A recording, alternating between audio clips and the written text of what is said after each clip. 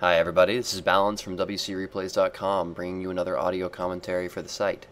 It's copyrighted, so don't steal it.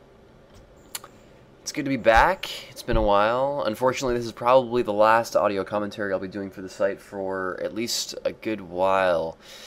I've been really busy with managing and with playing as well. This thing's been taking up a lot of my time recently, and I'm not really having the time I need to put into doing commentaries. Hopefully at some point I'll be able to come back and start doing regular content again, but for now I think I'm a little too busy, so this is going to be a farewell audio, at least for now.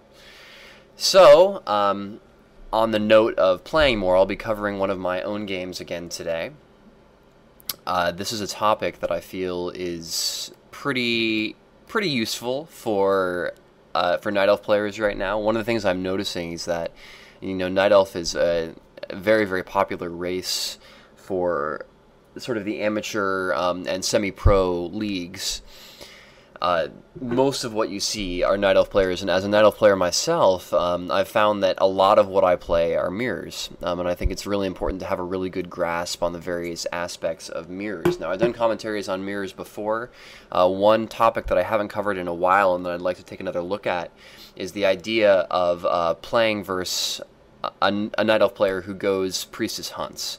Now, Priestess Hunts I feel like is a really interesting strategy because you see it in Mirror at various levels. Obviously you see it on Lost Temple at most levels, even at the top level, and you see it on Nullwood sometimes at the top level. But on a map like Twisted Meadows, which is the map that we're going to be talking about today, you generally don't see it at the highest level, but you see it a lot at sort of in these semi-pro and amateur leagues. It's very popular, and a lot of players don't really understand how to beat it and why it's not really used at the professional level.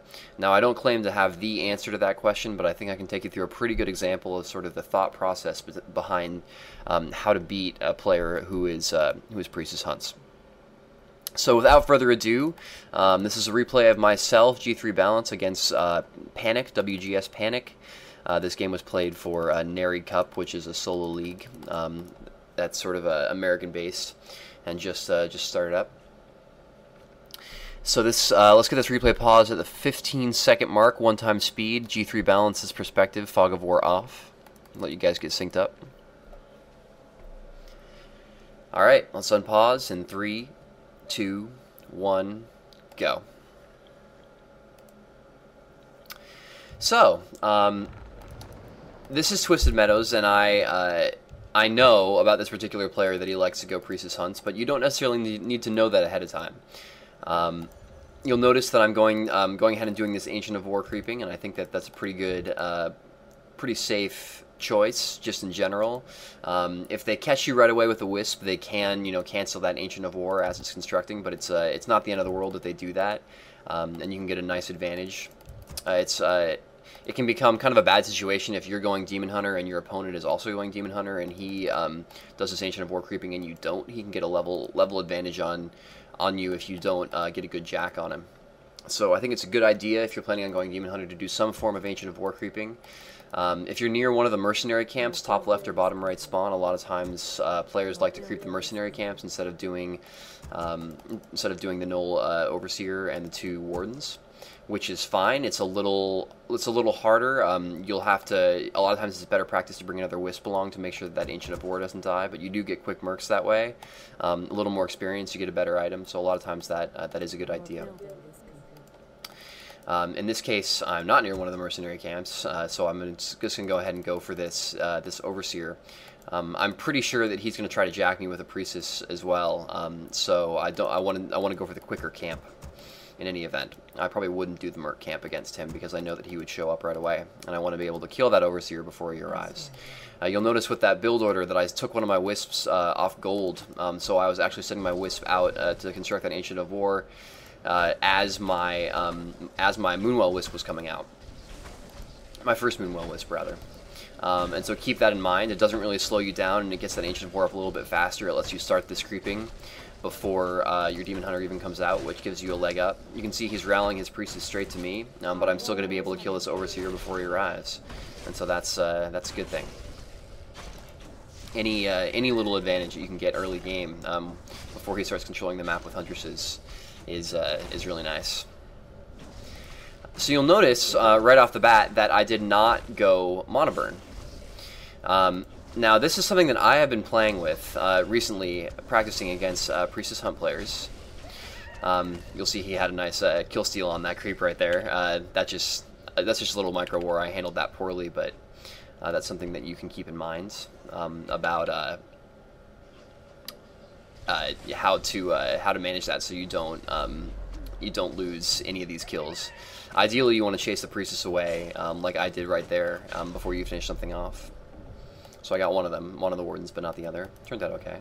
Anyways, yeah, I've been playing with not going Mana Burn against the priestess, and the reason for that is, well, first let me say why I always used to go Mana Burn. I used to go Mana Burn because at this point in the game, it feels pretty good to be able to chase the priestess around the map, getting these free Mana Burns off.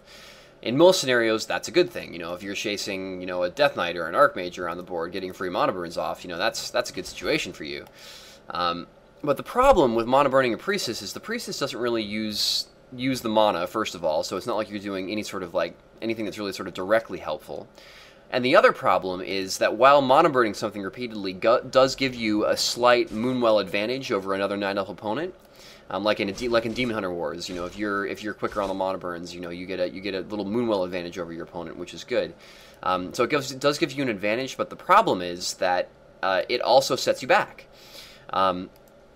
So even though you have, you know, a slight Moonwell advantage, you're also down in Moon Juice, and as you'll see shortly, having full or close to full Moonwells is something that becomes very, very important when you're playing against Priestess Huntresses.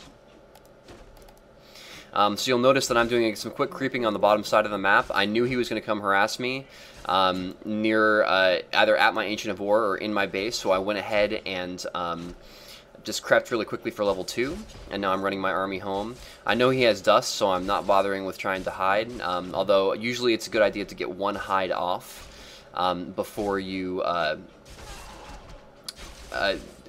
get one hide off before you do this, just to waste his dust a little bit. And now my Demon Hunter's back home, and I've been able to get back in pretty good position. So you'll notice right away it becomes important for me to have Moon Juice. If I had wasted any of that Moon Juice on my Demon Hunter, then I could potentially be in a very, very bad situation right here. The other thing that I did was that I constructed that second Ancient of War in my base.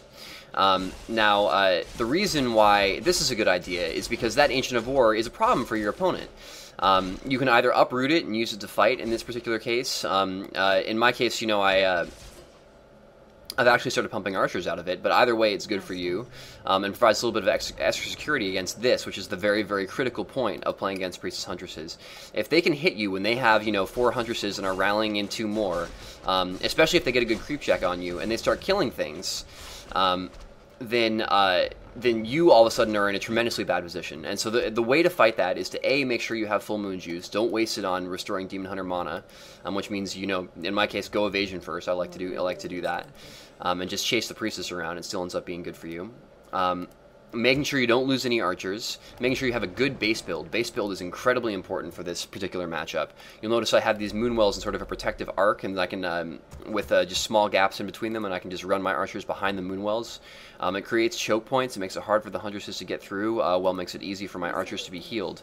Meanwhile, I have room in the back of my base to build my tier 2 buildings, and I have an Ancient of War in front in addition to the one outside. So this isn't necessarily the base build, but it's one way to do it. Just make sure you keep base build in mind.